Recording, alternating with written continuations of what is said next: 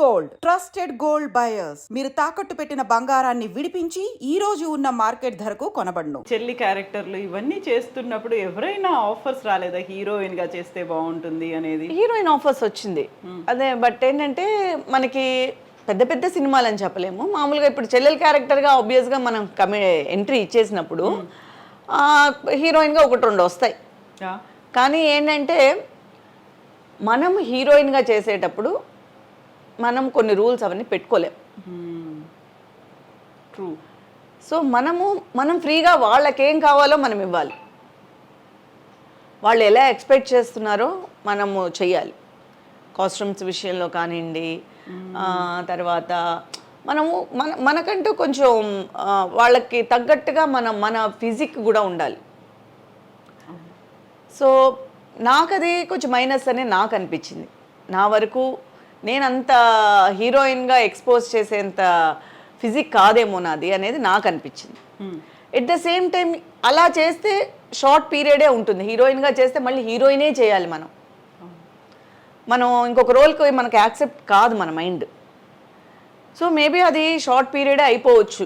ఏదో ఒకటి చేయొచ్చు, రెండు చేయొచ్చు. లాంగ్గా పెద్ద హీరోయిన్ అయిపోతాము అనేది మనం చెప్పలేం. ఇద్దరు మనం టోటల్గా భారతీరాజా గారి ఫిలిమ్స్ మాకన్నా ముందు జనరేషన్ చూడండి, అలాంటి వాళ్ళకి అప్పుడు అది కలిసి వచ్చింది.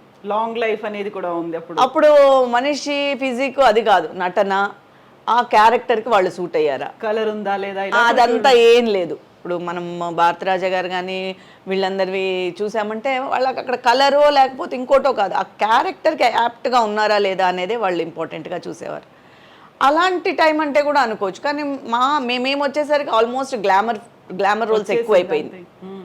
సో గ్లామర్ రోల్స్ ఎక్కువైపోయినప్పుడు సినిమాలో నిలదొక్కుకోవాలంటే ఖండితంగా గ్లామర్ రోల్స్ చేయాలి, లేదా ఆమని గారి లాగా ఓన్లీ మనకి కుటుంబ కథాపాత్రలే రావాలి.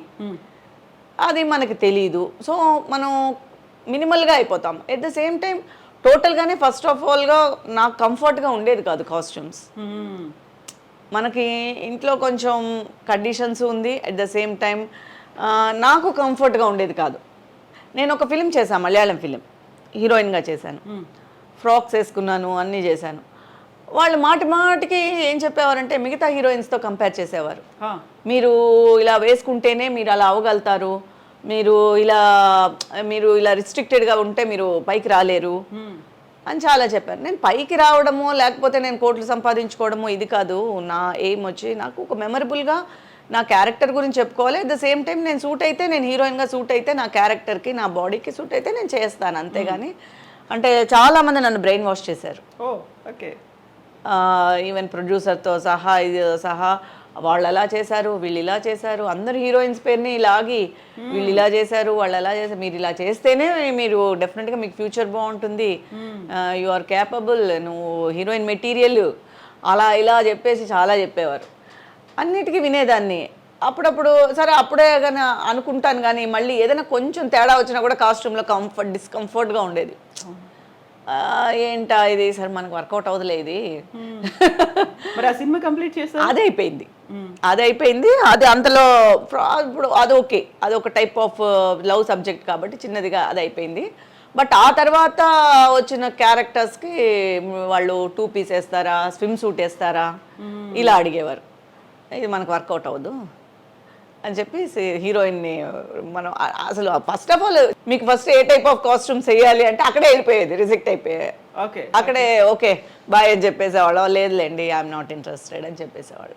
స్టోరీలు ఇవన్నీ వినకపోయేవాళ్ళు అసలు. ఫస్ట్ కాస్ట్యూమ్స్ స్టోరీ ఏంటంటే మనం విలేజ్ రోలు లేకపోతే హోమ్లీ అంటే మనం సూట్ అవుతాం. సైకలాజికల్గా అది మైండ్లో పడిపోయింది.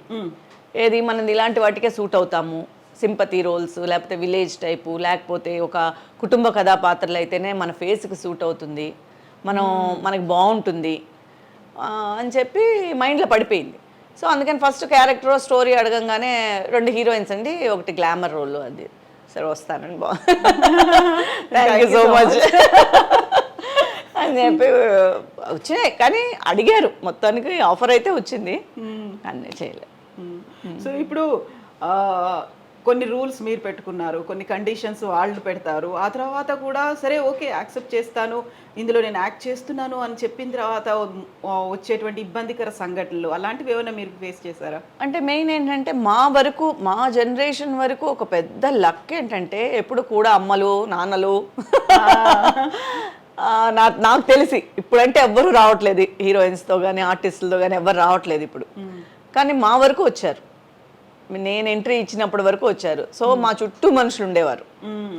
సో వాళ్ళు అది దాటి అలాంటి సంఘటనలు మా వరకు వచ్చేవి కాదు, నేను ఫేస్ చేయలేదు. ఓకే. పర్సనల్గా నేనేమి అలాంటి సంఘటనలు ఏం ఫేస్ చేయలేదు. సో ఈ ఇండస్ట్రీకి అంటే ఇప్పుడు సీరియల్స్కి రాకముందు సినిమా ఇండస్ట్రీలో ఉన్నప్పుడు అసలు ఎందుకు వచ్చాను, వదిలేసి వెళ్ళిపోతే బాగుండేది కదా, అలాంటి ఇన్సిడెంట్స్ అలా ఎప్పుడు అనిపించేది అంటే పగలు రాత్రి వర్క్ చేస్తాం కదా, నిద్ర లేకుండా నిద్ర ఓ పక్క నిద్ర వచ్చేస్తూ ఉంటుంది, ఓ పక్క రాత్రి షూట్లు జరుగుతూ ఉంటుంది, అబ్బా అనిపిస్తుంది.